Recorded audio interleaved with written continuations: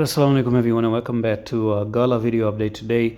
So Gala isn't going as my expectations, but still there's a place where it's also failing to break, and it's important for the coin to go above that area. And for me, I've told you that you got this head and shoulder pattern, and you have this one little bit of pennant here, and you were supposed to go down.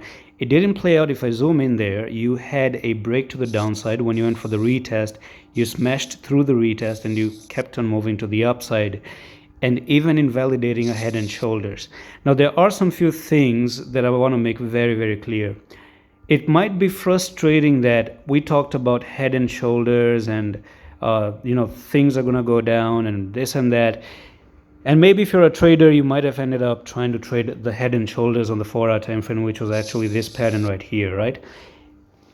Now the frustration comes up when you took a trade and you start to wonder and scratch your head, why didn't my trade actually play out? Why is head and shoulder? First of all, I don't like trades on Binance anymore. I mean, Binance 1 year ago was amazing to trade, but right now we have so many issues coming in with Binance across the board that Binance is manipulated. If you try to read some research out there on the internet, you're going to see that people are complaining about Binance being manipulated, and they're trying to play out with the traders as well. So what I can actually the conclusion that I can come up with is the following. I've told you before that I only have two different places of buying.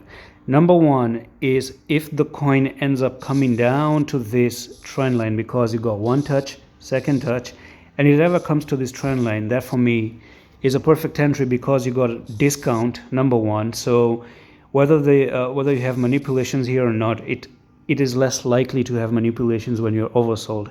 But when you're in the middle of nowhere, you can actually have as much as manipulations as you want. Now you can say that you have a triple top, 1, 2, 3. It's a very clear triple top, but where the neckline really is, I don't understand, because you don't have a proper neckline. Is this the neckline? Is this the neckline? Doesn't make sense. But what makes sense is a descending broadening wedge like this. You come down again and then you move up, break up, and then you go to the upside. This has always been the plan for a couple of weeks now, ever since I've been talking about Gala. That's the plan. It remains like that. It's just that it's boring and it's not happening. So number one is this scenario is an entry for me. Number two is you break above this upper resistance. So if you break above upper resistance, we got good chances that you might see Gala moving up to this point here for that technical target, which is actually going to be 0.079 from the area of 0.046. So we're talking about a 70% move up if this resistance does actually get broken. Before I close the video, it's important to understand one thing, and this is a manipulation that I've seen time and time again. Now, for example, if you have a symmetrical triangle, okay, symmetrical triangle are like this. Now when the prices are moving up, you go up to the resistance, you come down here to the support, you go up to the resistance again and to the support.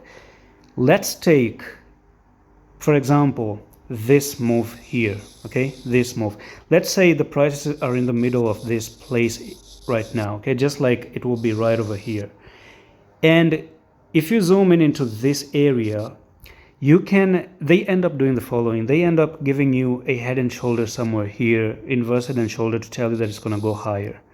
But unfortunately, when you zoom out, you're going to realize that you have a big symmetrical triangle, and this is just to trap you. They can give you a bullish pattern here, like an inverse head and shoulder, to continue higher, and then you take it and then you fail and it goes down, and then you wonder, why didn't my inverse head and shoulder play out? But when you zoom out, you understand that, oh, it was a very big symmetrical triangle, but it was a pattern within a pattern, okay? You take one bigger pattern, you give some stupid little bit of bullish patterns to fool people and to take trades, and then you take the stop losses, and then you push things down like this to the lowest part of the support until it doesn't really break up or break to the downside.